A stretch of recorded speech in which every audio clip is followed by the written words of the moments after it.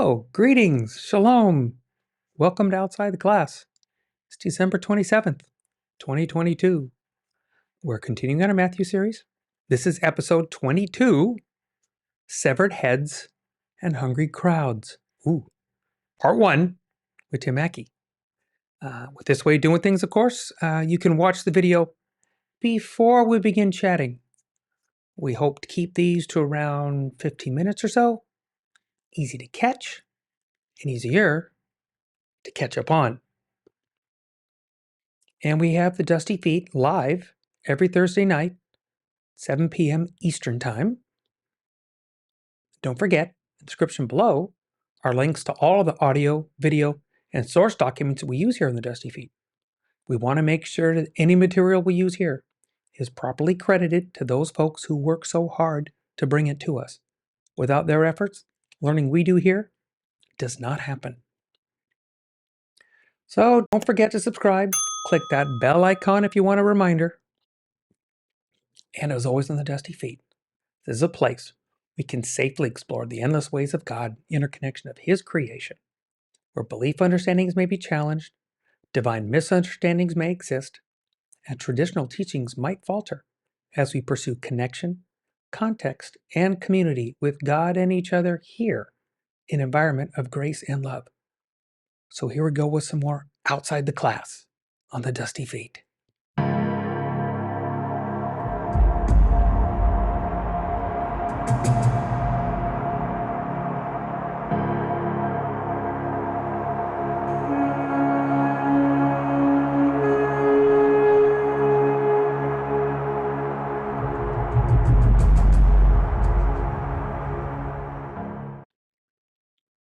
Okay, so again, and as always, it's expected that you watch the reference videos first to get a context for this discussion and to hear the perspective of the originator. In this case, it's Tim Mackie again. I link all of the videos for each week in advance on TheDustyFeet.com on the Outside the Class page. So, if you have not yet, pause this, click on the link in the description. When you come back, we can chat.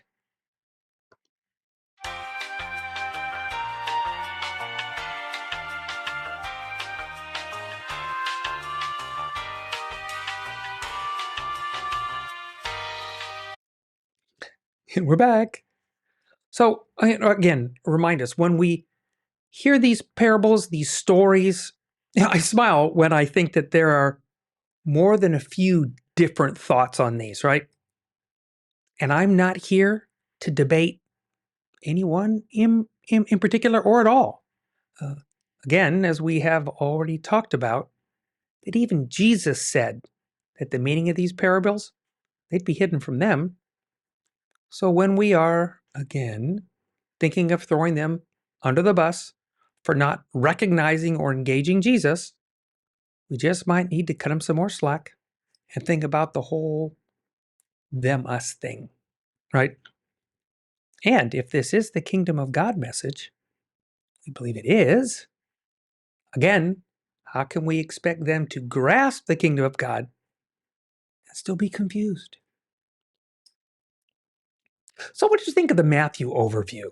Have you ever sat back and taken the time to look at any of the books of the Bible and looked at the agenda of the author, right? Does it scare or intrigue you to understand maybe that each of the biblical authors had an agenda when they wrote what we now see in these collection of scrolls, right? So I think that the folks at the Bible Project do an excellent job of giving us these helicopter views of the scrolls. I like Tim's point that if the scroll were read in its entirety in a single sitting to a group, that it would take around 2 hours. So if one was sitting and listening back then with John the Immerser, not a Baptist, and his parts in the story already being heard, you would really possibly grasp that his influence and impact is more on the greater story. So now we see John at the beginning of this start of the chapter, chapter 14, that sets the stage for the other stories that we will be chatting about too. We have an interesting point that comes up, and I think this is very much overlooked due to our current paradigms, and it's John addressing Herod, right? This will be challenging to us a bit, maybe, and it can divide the room. I'm not scared about dividing the room, but I want to try to make clear what I'm trying to say. So remember that we do talk about here that Torah, as a governing set of instructions, a constitution, one could say, is for the children of Israel and the believers that follow this God, right? There are many scriptures that tend to support, they bear this out in so many places. Hence why a lot of the issues that Paul dealt with um, that are found so many times in his letters. Let's be real. Yep. But John, he's pointing at Herod. So was he off base or was he on point? So suffice to say, and I'll leave it to you to check me on this, but yes, Herod was of Jewish lineage. And one could say he was a corrupt king or a governor or a regional authority that Rome used as a puppet. Hence, John's prophet-like stance with Herod. And maybe that's why you never hear about Jesus making any comments about John's proclamations and his accusations. They were what they were, and the people knew it. So John was not preaching to Rome at all. He is very much poking at his own house, his people, just like the prophets of old, right? So things I like in context that keep to the storyline. Because Jesus does not say to John, "Why are you poking a stick at Rome? I'm not. I was sent to the lost sheep of Israel, and you are my herald." But Herod is one of that lineage, disgraceful as he is. John, he calls him out. And as we've been seeing, that lines up very much with how Jesus plays it out. Caiaphas included, right? So what we get with this context in Matthew, I think, is a bit maybe more widespread. And it will center around the unrest that Tim talked about in the region. It's very much used later in the story as a leverage point against Jesus, right? Remember the folks in the story are very much aware of that history lesson that Tim gave us, and we've probably already forgotten. But they are living in that unrest and the fallout.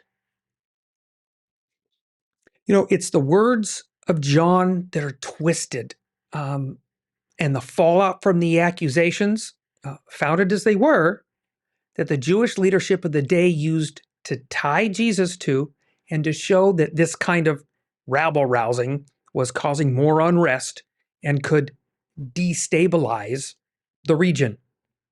Because no one wanted Rome to enforce, to come in and manage these states in their way. Because remember, they're part of an empire.